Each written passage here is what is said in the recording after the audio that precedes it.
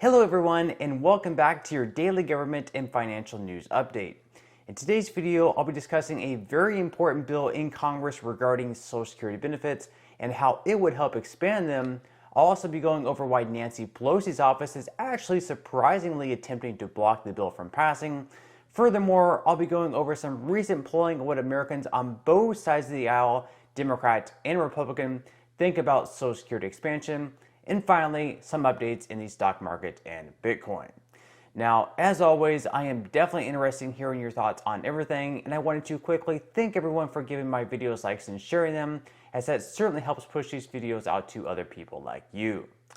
Okay, so some new polling has been released by Data for Progress, where 86% of voters said they were very or somewhat concerned that the U.S. government would reduce their Social Security benefits. 85% of Americans also said they were very or somewhat concerned that the U.S. government would run out of funding to cover full Social Security benefits for future generations. A large majority of voters, consisting of 89% Democrat and 72% Republican, also say that Congress should vote to expand Social Security benefits now to help beneficiaries address the higher cost of living and support Americans ages 62 and above who are on fixed incomes. So all in all, keeping and even expanding benefits for Social Security is very much a bipartisan issue, at least when it comes to voters. So I guess we really shouldn't be too surprised that Republican Senator Ron Johnson has been facing quite a bit of backlash of late by making comments such as no longer making Social Security an entitlement program. So he's been saying that instead of making Social Security payments guaranteed with an annual cost of living increase based on inflation, we should instead just have Congress vote each year on how much they should receive. Considering that this really wouldn't be all that much of a popular idea among Republicans or Democrat voters, this was pretty good ammo for the person that he's running against in the Senate elections in Wisconsin, Mandela Barnes, in the midterm election. Then, this past week, Ron Johnson added even more comments about Social Security, which Barnes is once again trying to use against him, where Barnes is saying that Johnson is trying to coax retirees back to work. So here's Ron Johnson during a recent town hall where he discussed the idea. Let's have a listen, and then I'll discuss my thoughts on his ideas. I wrote a column for the Wall Street Journal. You can go online, November 2021, saying that we need about 2.6 million additional workers added to our labor force. And our birth rates aren't producing that. So there are a number of innovative ideas I would support. Former Senator Phil Gramm came to the Senate. We were talking about our labor shortage, and one of his suggestions was to coax seniors that could re-enter the workforce. Don't charge them payroll tax. They're not paying it anyway, so if they want to get back and earn a few extra bucks, let them start working and don't charge them payroll tax. Okay, so Johnson is saying here that his state of Wisconsin currently has a worker shortage of around 2.6 million people, and since recent birth rates aren't supporting that shortage, he thinks that getting seniors back into the workforce could be a viable idea. Now, his opponent Mandela Barnes is saying that this is an incredibly stupid idea because seniors should not have to work for anything extra, and that this is actually waging a war on people who have worked towards these benefits their entire lives. A progressive advocacy group called Social Security Works was also quick to slam the idea by saying, this is the same senator who wants to turn Social Security into discretionary spending. Ron Johnson thinks that working class Americans don't deserve to retire. That's why he's trying to steal our earned benefits. Now, on one hand, I could definitely see why some people would be outraged with this particular idea. Seniors have worked their entire lives for these benefits. Why should they have to go back to the workforce just to, I guess, get by and keep up with the cost of living? But on the other hand, if some seniors do want to go back to work, removing the payroll tax could at least be fairly enticing. The payroll tax is the 6.2% paid in by the employee, which goes to Social Security, and the 1.45% also paid in by the employee, which then goes to Medicare. The employer then matches those figures, or if someone runs their own business, they would pay double those amounts. So with Ron Johnson's proposal, seniors would be paying 7.65% less in taxes each year, or in other words, for every $1,000 that they earned at any particular job they went back to, even if it was just a part-time one, they would get to keep $76.50 more in their wallets.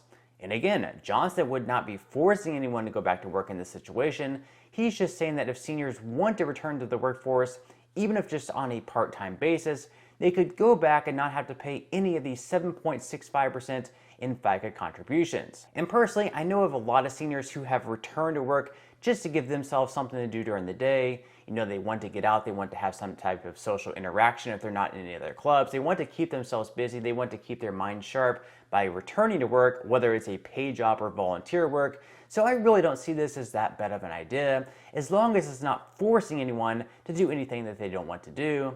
But of course, I am curious what all of you guys think, so let me know your thoughts in the comments section below. Now, one bill that is currently pretty popular among Democrats in Congress is called the Social Security 2100 Act, as it currently has over 200 co-sponsors. In this bill, benefits would be increased by right around 2%, change the way the cost of living adjustment is calculated to better reflect what seniors pay for, and it would also extend the solvency of the Social Security Trust Fund. They would pay for all of this and much more by forcing Americans who earn over $400,000 per year to once again pay payroll taxes, something that is currently cut off at the $142,800 mark. So if you earn $1 million per year, for example, you currently only pay the 7.65% payroll taxes on the first $142,800 that you make, which would be right around $10,924 in taxes. And if they once again enforce taxes on people who earn more than $400,000 per year, the same person who makes $1 million per year would have to pay an additional $45,900 in taxes. So as I mentioned earlier, expanding Social Security has been pretty popular among all Americans according to recent polling, and voters have also strongly supported imposing these extra payroll taxes on the wealthy to expand the benefits as well. According to polling by Data for Progress, 76% of all voters strongly support or somewhat support raising taxes on the wealthy to expand Social Security benefits, and even 65% of Republican voters support doing the same. By now, the Social Security 2100 Act probably could have at least passed in the House, but according to the American Prospect, Nancy Pelosi's office is blocking the bill from passing. According to the American Prospect, Social Security 2100, the first expansion to the New Deal program in 50 years, would increase all checks by about 2% of the average benefit, offset through a payroll tax on wages above $400,000. The bill, long championed by Representative John Larson and introduced with nearly 200 co-sponsors, was set for a markup by the Ways and Means Committee in late July before House Speaker Nancy Pelosi's office axed it. In an interview, Larson said that the bill faced opposition from Wendell Primus, Pelosi's lead staffer on a variety of domestic policy issues.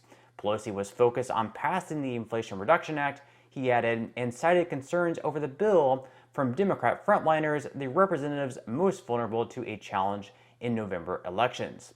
Nancy Pelosi said, "Just keep working the bill," Larson said, and that's what we've continued to do. They also make mention that the bill would be unlikely to pass in the Senate if it does not gain the 10 Republican votes that it would need to pass. And I have to say that it is very surprising that Pelosi just doesn't rush this bill through before the midterm elections, because given that Democrats have had so much going wrong against them over the last 1.5 years, whether it be the crisis at the border, rising crime rates, COVID still being around even though Joe Biden said that he would defeat COVID and COVID would no longer be a thing, a 40-year high inflation, and now a recession, you would think at least being able to say that they're the only party for expanding Social Security benefits would at least win them some votes from independents.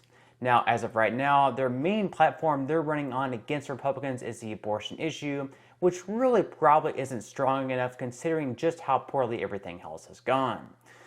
Okay, so now quickly moving into some money news where the stock market is closed once again today in observance of Labor Day, but will once again open up tomorrow. Now, over the last month, the S&P 500 has fallen off by over 5%, and the Nasdaq has performed even worse, going down by over 8%. This drop all took place after Fed Chairman Jay Powell's comments about more rate hikes needing to take place in order to ease inflation, and that some pain would definitely be felt because of these rate hikes. Now, this news really shouldn't have been particularly surprising, given that we've known for over the last several months that they would need to continue increasing interest rates in order to lower inflation, which in turn could definitely cause some economic damage. Now, other than the stock market, Bitcoin has also been slightly down over the last day and is currently sitting in the high 19,000s. So even though the stock market has been down over the last month, most experts would agree that this is actually the best time to invest when people are in fear, just because you can actually get it at some pretty good prices. So with that said, it definitely wouldn't be a bad time to start investing, or if you've already started investing, to continue dollar cost averaging in and down. So with that said, if you would like to receive 12 free stocks and $5 worth of Bitcoin, in the comment section below, I will be leaving a link where you can receive just that from my partner in Webull. And even if you don't feel like investing at this time for whatever reason, what you can do is once you receive the free stocks, instead of keeping them and watching them grow in value, you can always just sell them for what they're worth and then transfer that money right back to your bank account. So in total, you should be receiving a value of right around $50 or more. Some people have actually received over $3,000 in the past, and you can actually receive up to $20,000 if you're especially lucky. Now, this money will be taxable by all those 87,000 new IRS agents, but still, you can think of that as just some free extra money with just a few minutes of work. But on that note, I'm going to go ahead and wrap up this video. If you enjoyed the content in today's video and you would like to see more like it, I would greatly appreciate it if you would give this video a like, subscribe to my channel, and make sure to ring the notification bell. That way you won't be missing any of my future videos.